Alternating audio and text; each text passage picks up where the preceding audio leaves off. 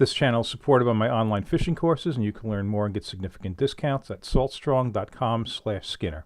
I'll have links to all of the gear in the video description, and if you like this video, please hit the like button. And if you're not already a subscriber, please subscribe. Look at this. It's like we're moving it. It's like we're trolling at 3 knots over here. 10 ounces. Yeah, we're not trolling. We are anchored. That is the current just screaming by. And yeah, we're going to be blackfishing in this. And yeah, this is really not the kind of thing I'm going to even attempt to do with a jig. So it's going to be a conventional rig. And by that, I mean, yeah, hook and sinker.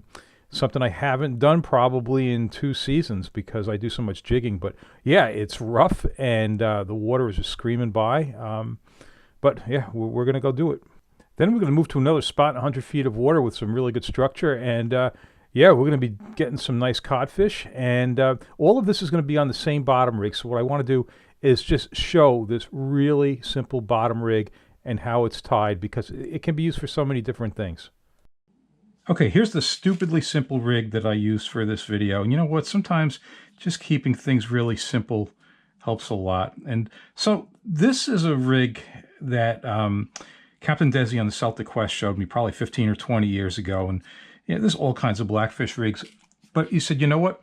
There's no need to do anything more complicated than this. And having tried a lot of different things, he said this was really what seemed to work the best, at least in our waters in Long Island Sound. So, all right, so you saw me tie a loop at the bottom for a sinker, and then there's going to be a dropper loop like immediately above that. And one thing is I like to have this loop pretty large, certainly larger than I would do for fluke. And you know what? There's plenty of good videos out there on the internet that will show you how to tie a dropper loop. I'm going to tie one here.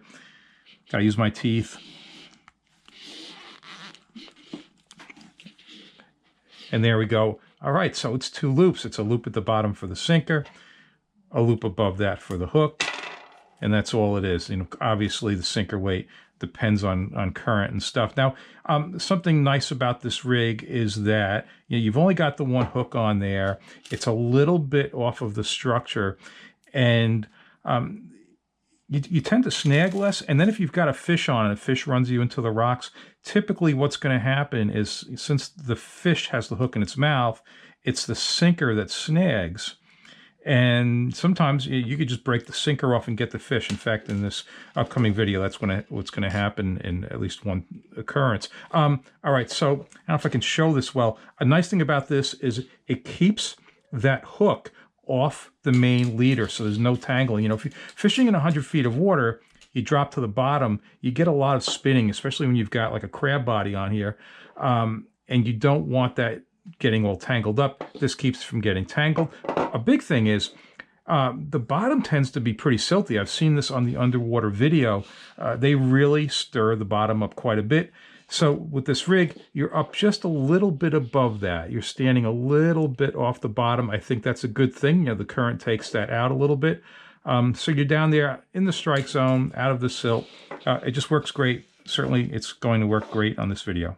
Yeah, I just want to give you a look at that silt. Yeah, pretty clear to start, but what's going to happen is I'm going to drop that rig a little bit out of the frame to the left, and yeah, those fish are going to converge on that, and you're going to see this huge silt cloud come out of there. There we go. You know, this big cloud, and yeah, it certainly doesn't hurt to stand up a little bit off the bottom in this situation, because there's just, you know, so much stuff, so much reduced visibility down there, and there's a lot of fish. All right, let's catch some. You got an 8? Something like that. Holy, what a crazy place this is, huh? Yeah. What the hell? Yeah, first time you looked at it. This was called the first one the other day. Yeah, what tide were you on? Same tide as this. Okay, so that's Rick I'm talking to. We're on his beautiful aluminum boat, and I've got John Halkias off to my right, and we've got Cliff up in the bow. Well, that didn't take long to get up. Yeah, there's no size though. You're up in the bite.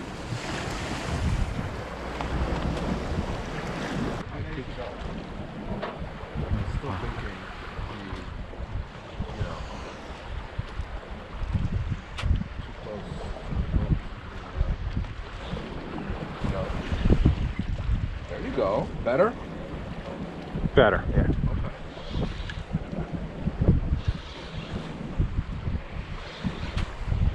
Foul hooked.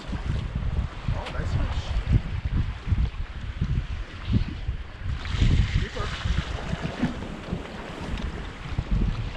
I think it's a keeper. Yeah, it should be a keeper. Nice. Keep that. There you go. You got that. All right, you see actually Cliff's in the stern now, and he's got a fish on. So I cringed when I got to the boat and saw this. Cliff and Rick were cutting crabs, and they cut a whole bunch of crabs ahead of the trip, and I cringed because I thought to myself, you know, they'd be losing the juices. Yeah, I don't think it hurt at all, and it certainly was much more convenient and saved a lot of time hooking things up. Hey, I'm taking the shell off on this one. If you've watched my videos to this point this season, blackfishing, I don't do that. I leave the shell on, but boy, this is one of those instances. I'll tell you what, I put down with the shell. Wasn't doing so well. Cliff, he's got another one in the back there. He caught a couple of fish before I did, and so I asked him, I said, you know, you using the, you leaving the shell on or off? And he said, off. And as soon as I changed it, yeah, that changed my luck, and I started catching. So, okay, it's shell off, and for whatever reason, that's the way they wanted it. And these grounds are 20 to 40 feet of water.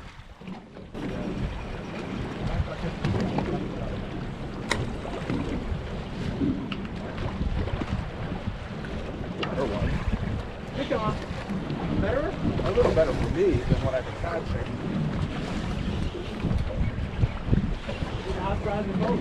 Right over here. This side is not. Cliff and I need ours go on that side. Right down. You guys switch. I'm probably foul hooked. I think he's foul. I feel like oh, I no. fell. No, you got a good one. You guys are on the same fish.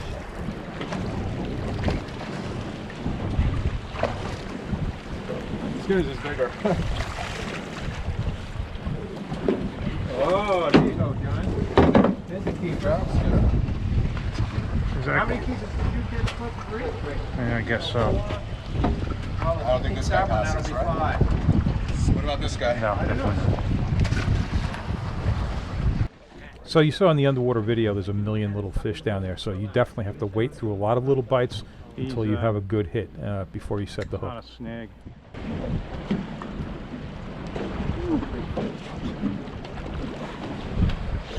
Mr. Skinner's on the fish. Oh, he's on a good one. Yeah? You need the net, John? Okay. Oh, were you in No. You were on the rock, huh?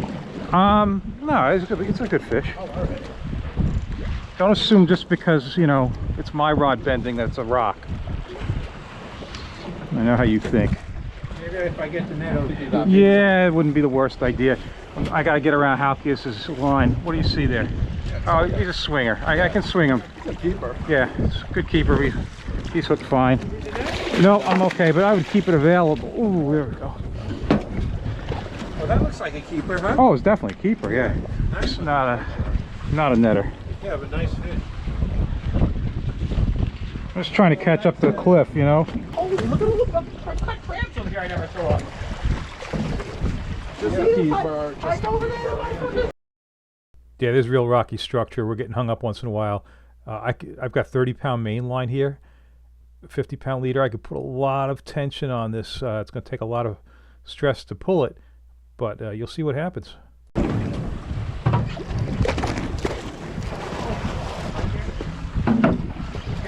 No, I'm not in. I was on the bottom. I lost my sinker. Yeah, so as I mentioned when I was showing the rig tying video, yeah, sinker broke off, but got the fish out. I always try to like get behind the rocks, you know, behind the current. And I always think that there's more fish, you know, backside? on the backside of the current, on the rocks. Have you found that to be the case? But you don't fish in much current anyway. Yeah. there you go. Looks like a good one. Yeah, that's a good one. This spot sucks. You want the net? Nah.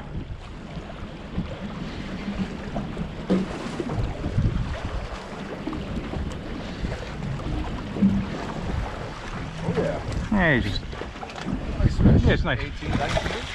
I got it.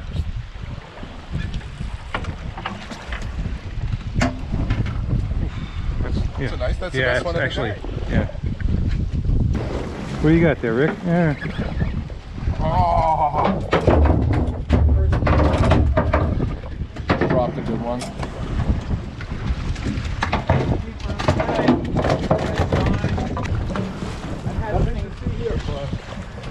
Just get it bringing up keeper number 12. We wait till. Need a net? Nah. And John just gave me $20 to move the boat up.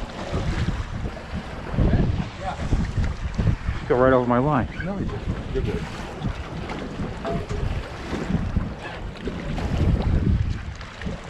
Nice one. Another nice I'm gonna toss them. post. Right?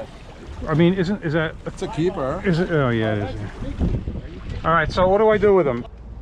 All right, we did well there, and we're going to pick up and move to a spot that's deeper, and we want to hit that deeper spot closer to slack water, so that's why we're making this move.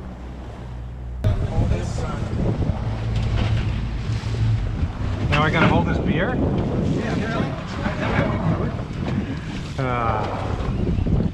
throw it overboard. That would be litter. A whale might eat it, and then we would need a marine biologist. Okay, we're going to use the trolling motor to anchor here.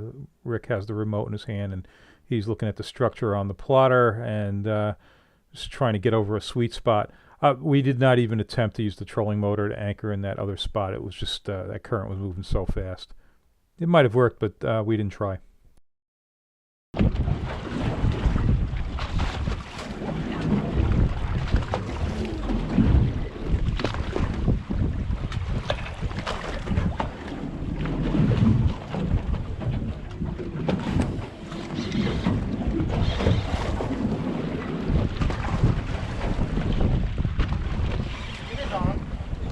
All right. Blackfish? I think so. What kind of fish it is? I'm asking. No. You know. How would you know? How about the I think field? it's a sea bass skinner. How about the field? Oh, maybe not. Need a net? I got one right here. It's I'll let you know.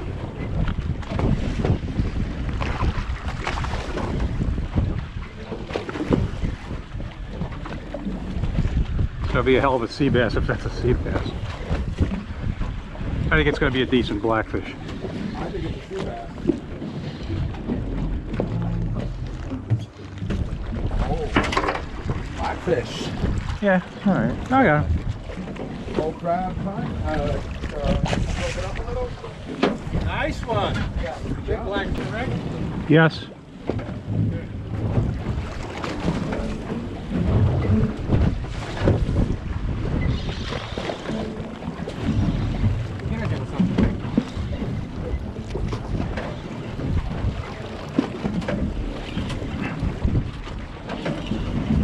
Peck to death.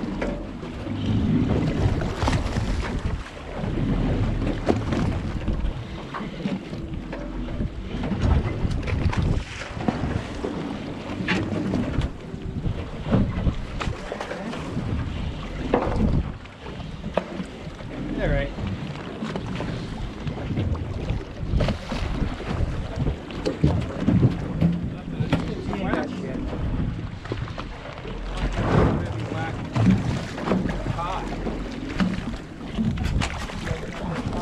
Oh! He's got a cod. Keeper? I don't know. I you know, Oh, I catch so few. I have no idea what 21 inches is. All right, 22. All right, I don't want to drop 100 feet and have a bunch of little fish chew up the bait. So I'm using whole crab bodies and just with a couple of cracks, and figure whatever's down there can have to work their way through. So Rick's using clam, and there we go. He's got another keeper cod. Oh, that looks like a keeper. That's a keeper cod. Keeper cod. That's what we're looking for. Is that on clam? Yeah. That's just traditionally the bait that's used for them. Yeah, yeah.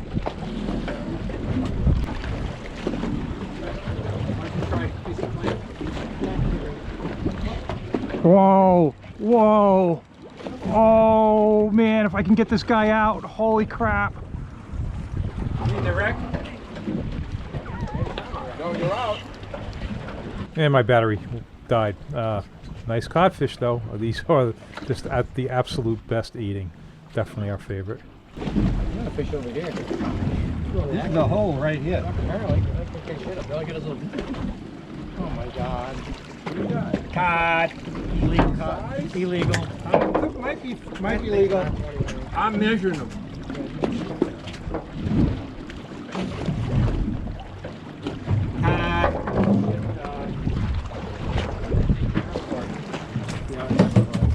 Oh, no, I'm hung again. Oh, no, I got it out.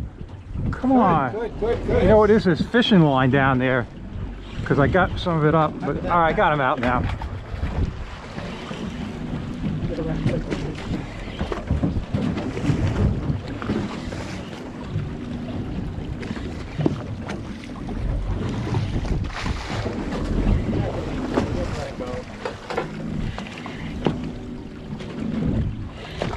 Gotta keep it red. 20.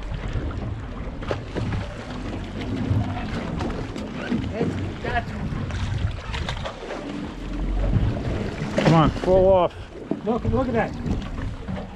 19 and a half. Oh no, the head wasn't on. I saw it. That thing is not a keeper. It was. Oh, look at that. That's a keeper. That might be a keeper. What'd you do with the light? Okay, one more drop here. The fun thing about this spot was not knowing what it was you were going to hook. Oh, come on. There you go. It's all fish.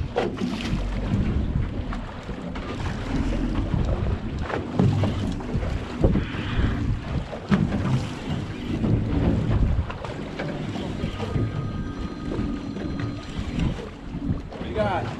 He's a big fish, whatever he has. That might be me.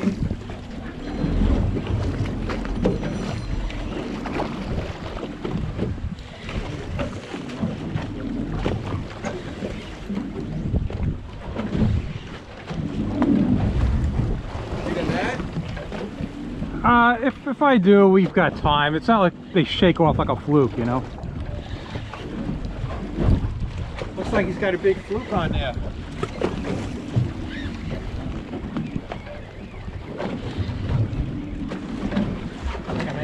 Oh, it's a giant sea bass. Like Giant sea bass. Like really, Nice one. yeah.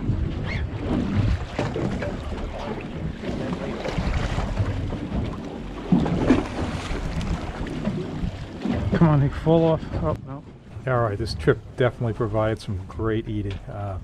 Yeah, a lot of fun. All right, if you like this video, please hit the like button. If you're not already a subscriber, please subscribe.